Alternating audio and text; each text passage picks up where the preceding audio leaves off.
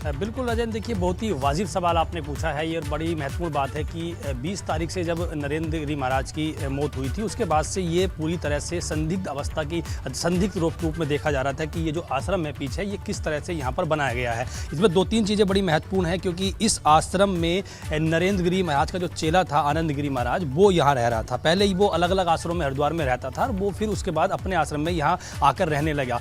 20 तारीख को मौत के बाद HRD हरिद्वार जागा और उसके 3 दिन बाद इस आश्रम को सीज किया गया। लेकिन उन 3 दिनों के भीतर जो जब मौत हुई थी 20 तारीख से 21, 22 और 23, 3 दिन की अगर हम बात करें, जब HRD और जिला प्रशासन की नींद नहीं खुली हरिद्वार की, तो उस वक्त भी यहाँ पर नरेंद्र गिरी, जो आनंद गिरी महाराज था, उसके तमाम चेले थे, वो इसी आश्रम में रह रहे थे। और ये बात सामने आई है कि उन 3 दिन के भीतर जो भी यहाँ महत्वपूर्ण दस्तावेज थे, जो कागजात थे, जो लैपटॉप था, जो मोबाइल फ़ोन था, उससे कई चीज़ इरेज कर दी गई। लैपटॉप मिला है लेकिन उसमें किसी तरह का कोई दस्तावेज नहीं है, इस तरह की जानकारी मिली है। उससे भी गंभीर बात यह है कि उससे 3 दिन बाद जब आश्रम सीज हो जाता है, तो 27 तारीख को इस आश्रम के अंदर एक चोर दाखिल होता है और चोर यहाँ से कई महत्वपूर्ण दस्तावेज चोरी कर ले जाता है। और आप ये तस्वीरें आप देख रहे हैं, दर्शक भी देख रहे हैं कि जो ये आश्रम है, ये पूरी तरह से इलेक्ट्रिक वायरों से बनाया गया है। यहाँ पर इलेक्ट्रिक वायर में करंट भी दौड़ता है, ऐसा कहा जा रहा है। और यहाँ हर तरह की सुरक्षा के इंतजाम रखे गए हैं।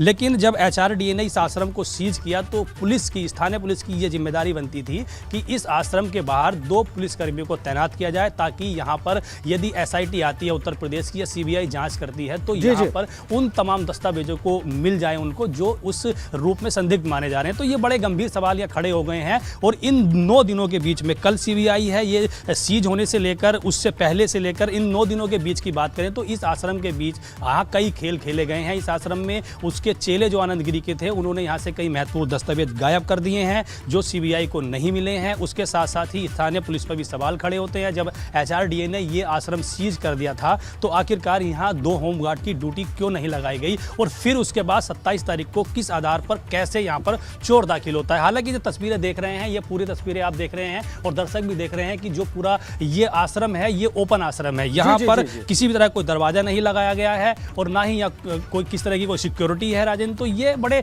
महत्वपूर्ण सवाल हो जाते हैं। CBI हालांकि अपना काम कर रही है और आज भी पूरी नज़र हरिद्वार में लोगों की रहेगी कि CBI आगे किस तरह की जांच करती है और क्या आगे होने वाला है। कई महत्वपूर्ण लोग जिनके फ़ोन कॉल आनंद गिरी के फ़ोन पर आए हैं पिछले 1-2 महीने में, उनसे उनकी भी जाँच की जाएगी, उनसे ही पूछ की जा रही है। और कई प्रॉपर्टी डीलर भी रडार पर है। इसके साथ साथ एक महत्वपूर्ण जानकारी राजन मैं ये भी दे दूँ कि ऐसे लोग जिन आश्रमों में आनंद गिरी पिछले दौरान रुकता था, उन आश्रमों में भी CBI की टीम जाएगी, उनसे ही पूछताछ करेगी। तो ये कई महत्वपूर्ण सवाल ये खड़े हो गए हैं। अब ये देखना होगा कि CBI की टीम हरिद्वार में जो रुकती है, वो आखिरकार आगे किस तरह से दस्तावेज खंगालती है और किन किन लोगों पर बहुत ही महत्वपूर्ण जानकारियां दी है पंकज।